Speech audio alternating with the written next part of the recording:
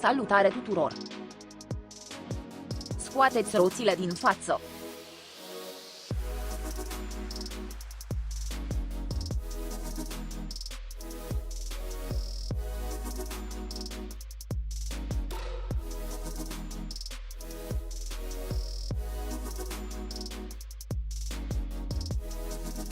Folosiți o capăt cheie tubulară număr 21 și o cheie combinată număr 21.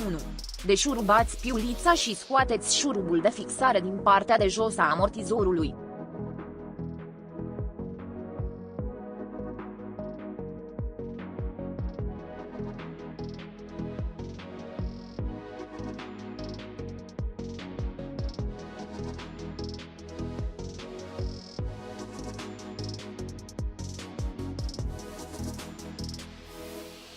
Utilizați o capăt cheie tubulară număr 18.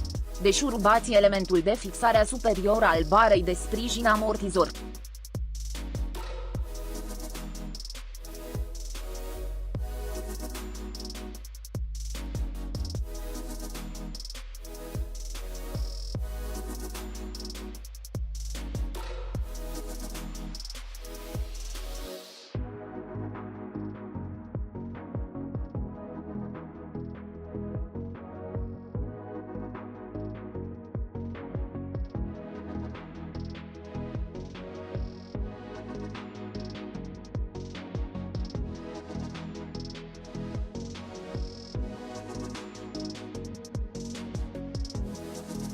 Utilizați o capăt cheie tubulară număr 17. Deșurubați piulița de blocare a opritorului amortizorului.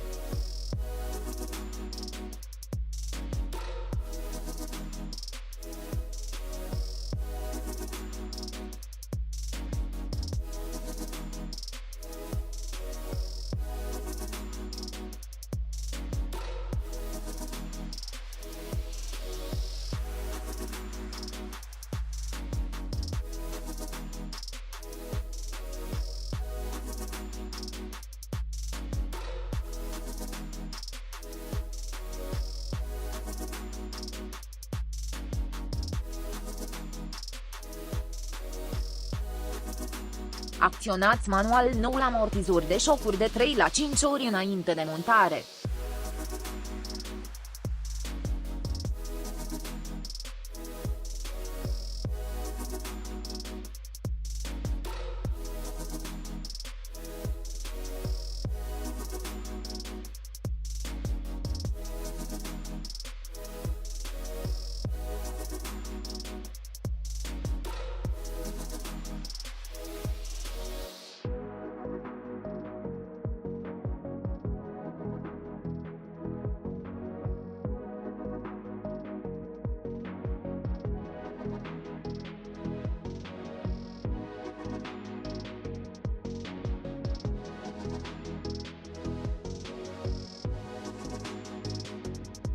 Înșurubați piulița de blocare a opritorului superior al amortizorului.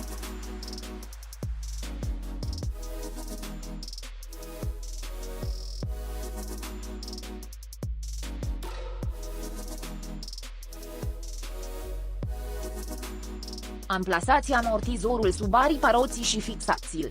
Utilizați o capăt cheie tubulară număr 18.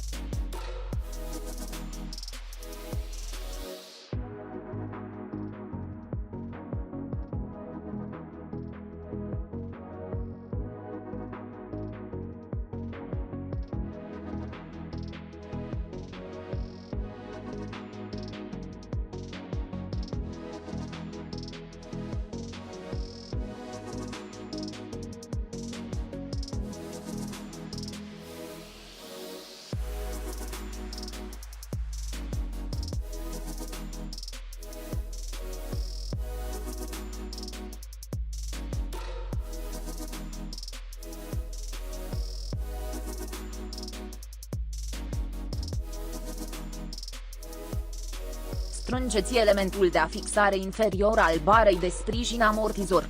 Folosiți o capăt cheie tubulară număr 21 și o cheie combinată număr 21.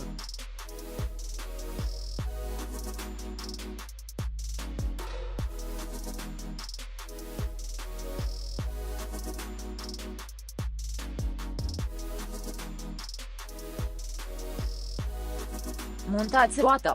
Vă mulțumim că ați vizionat tutorialul nostru. Dacă v-a plăcut acest filmuleț, dați-ne un like și distribuiți-l și prietenilor dumneavoastră. Vă dorim o zi bună!